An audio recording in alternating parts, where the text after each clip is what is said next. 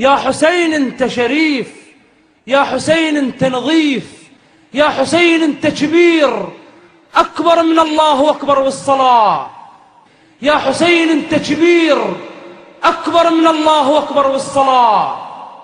يا أيها الناس أنتم الفقراء إلى الله والله هو الغني الحميد.